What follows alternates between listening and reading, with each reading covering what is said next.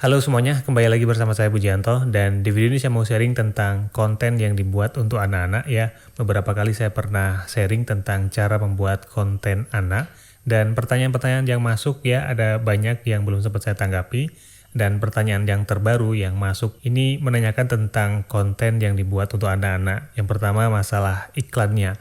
Apakah konten yang dibuat untuk anak-anak itu iklannya terbatas ya, cuannya kecil? Dan juga banyak lagi yang bilang kalau konten anak-anak itu sulit direkomendasikan oleh algoritma YouTube. Ini pertanyaan dari Abna Alfafa ya, yang terbaru dan beberapa pertanyaan lain. Mudah-mudahan jawaban ini akan mewakili untuk teman-teman yang sedang membuat konten anak, baik yang sudah pernah bertanya di channel ini maupun yang belum pernah bertanya. Tapi mungkin punya pertanyaan-pertanyaan yang sama ya, terutama berkaitan dengan penghasilannya. Nah, jadi teman-teman langsung aja saya akan jawab ya. Untuk yang pertama adalah masalah penghasilan. Kalau kita lihat di sini teman-teman ya, bahwa untuk memasang iklan di YouTube Kids ya, seorang pengiklan itu ada kebijakan tambahan selain kebijakan periklanan YouTube secara umum. Nah, kita lihat di sini iklan YouTube Kids ya. Jadi semua iklan yang ditayangkan di aplikasi YouTube Kids itu harus mematuhi kebijakan periklanan tambahan yang dijelaskan di bawah ini, serta kebijakan periklanan umum di YouTube ya. Jadi tentunya ini akan memperketat iklan yang bisa masuk ke YouTube Kids. Nah, beberapa syarat tambahannya nih ya, masalah format iklan. Ini diberikan syarat khusus ya.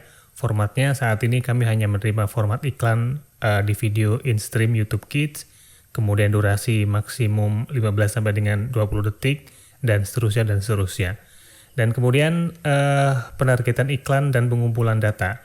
Kami melarang iklan menurut minat di YouTube anak-anak, kemudian iklan berbayar dengan pemasaran ulang atau pixel pelacakan itu dilarang. Dan selanjutnya beberapa produk yang dibatasi yang bisa masuk ke YouTube Kids. Konten media yang sensitif untuk usia anak-anak, kemudian kecantikan dan kebugaran, kencan atau hubungan, makanan dan minuman, produk yang diatur oleh hukum ilegal dan seterusnya. Serta ada iklan yang dilarang ya, konten yang dilarang untuk diiklankan di YouTube Kids, konten dewasa, branding, kontes, konten berbahaya, kemudian dorongan untuk membeli. Nah, ini kan juga aneh nih menurut saya ya. Namanya orang beriklan itu kan kita ingin produk kita dibeli gitu. Tapi di YouTube Kids itu promosi atau konten yang mendorong anak-anak untuk membeli produk atau layanan, atau yang mendorong orang tua atau orang lain untuk membeli item tersebut dilarang di YouTube Kids. Nah, dari beberapa batasan-batasan ini atau aturan atau kebijakan di iklan YouTube Kids, tentu itu akan membuat hanya sedikit produk ya atau sedikit orang yang mau masang iklan di YouTube Kids. Sedangkan penghasilan kita sebagai konten kreator ya dari YouTube Partner Program, salah satunya adalah dengan iklan. Jadi jawabannya adalah memang terbatas ya iklannya, dan juga penghasilannya tentu akan terbatas. Jadi perbandingannya kalau misalnya kontennya sama-sama mendapatkan penayangan 1 juta untuk konten umum dan juga 1 juta penayangan konten anak-anak, itu penghasilannya mungkin bisa berbeda lebih dari 50%. Karena itu untuk jawaban masalah penghasilan sudah jelas ya, pasti untuk konten yang dibuat untuk anak-anak dan konten yang tidak dibuat untuk anak-anak itu berbeda. Dengan penayangan yang sama, nanti penghasilannya tentu akan lebih besar untuk konten yang tidak dibuat untuk anak-anak.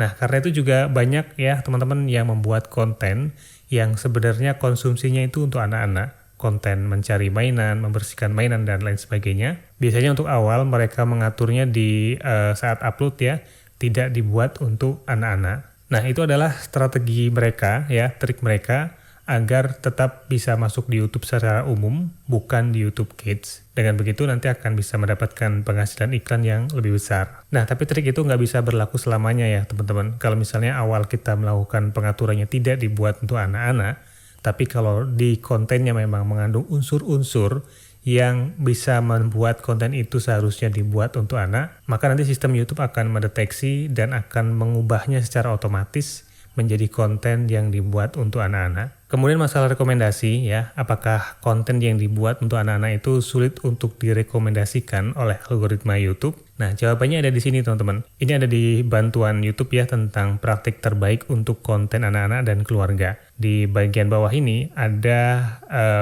bagian pengaruh pada performa channel. Nah, konten yang dibuat untuk anak-anak dan keluarga ini ada 2 kategori ya, dengan prinsip konten yang berkualitas tinggi, kemudian yang kedua prinsip konten yang berkualitas rendah.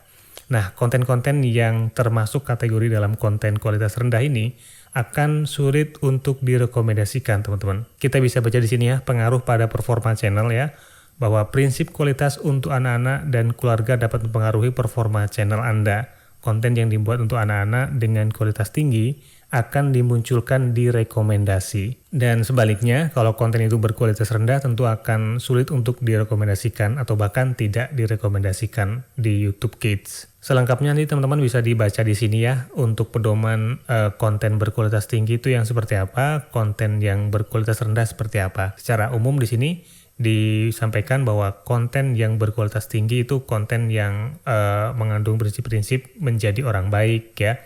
Kemudian pembelajaran dan rasa ingin tahu yang menginspirasi, kreativitas, permainan dan asa imajinasi, interaksi dengan permasalahan dunia nyata, kemudian keberagaman, kesetaraan, dan juga inklusi. Sedangkan untuk prinsip konten berkualitas rendah ya, yang ini harus dihindari, karena ini juga bisa membuat channel kita nggak bisa dimonetisasi ya. Misalnya konten yang sangat komersial ya, atau promosional, kemudian mendorong perilaku atau sikap negatif, konten edukasi yang menipu, kemudian menghambat pemahaman, sensasional atau menyesatkan, dan selanjutnya penggunaan karakter anak-anak secara aneh. Nah, lengkapnya nih teman-teman bisa baca, linknya saya sertakan di deskripsi untuk prinsip-prinsip konten yang dibuat untuk anak-anak dan keluarga. Nah, jadi begitu ya teman-teman tentang konten yang dibuat untuk anak-anak. Masalah penghasilannya jelas lebih kecil karena iklannya terbatas ya, beberapa iklan dibatasi nggak bisa masuk di YouTube Kids. Kemudian masalah rekomendasi, kalau misalnya konten yang berkualitas tinggi ya, memenuhi prinsip konten berkualitas tinggi, itu akan direkomendasikan. Jadi nggak masalah dengan rekomendasi. Dan rekomendasinya tentu akan lebih tepat ya, karena konten kita dibuat untuk anak-anak, algoritma YouTube akan lebih tepat merekomendasikan ke konten yang dibuat untuk anak-anak juga.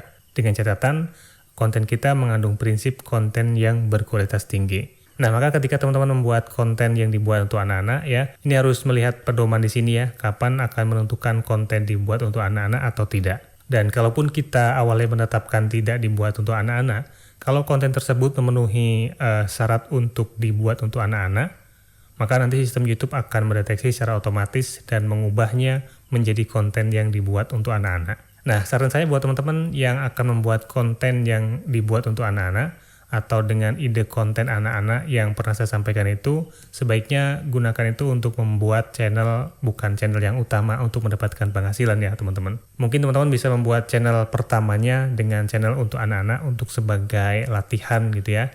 Dan kemudian nanti bisa mengembangkan untuk membuat channel lain yang tidak dibuat untuk anak-anak. Dengan begitu nanti tidak terbatas penghasilannya dari konten yang dibuat untuk anak-anak, yang relatif lebih kecil daripada konten yang tidak dibuat untuk anak-anak. Oke teman-teman, semoga ini bisa menjawab ya pertanyaan-pertanyaan tentang konten yang dibuat untuk anak-anak, masalah penghasilannya, masalah rekomendasi ya, dan juga masalah menetapkan kapan itu konten harus dibuat untuk anak-anak dan kapan konten yang tidak dibuat untuk anak-anak. Semua link dari penjelasan ini saya sertakan di deskripsi, teman-teman nanti bisa pelajari sendiri, dibaca pelan-pelan agar lebih paham, dan kalau masih ada pertanyaan bisa ditanyakan di kolom komentar. Mudah-mudahan di lain waktu bisa saya jawab lagi dalam bentuk video. Terima kasih sudah menonton dan sampai jumpa di video saya selanjutnya.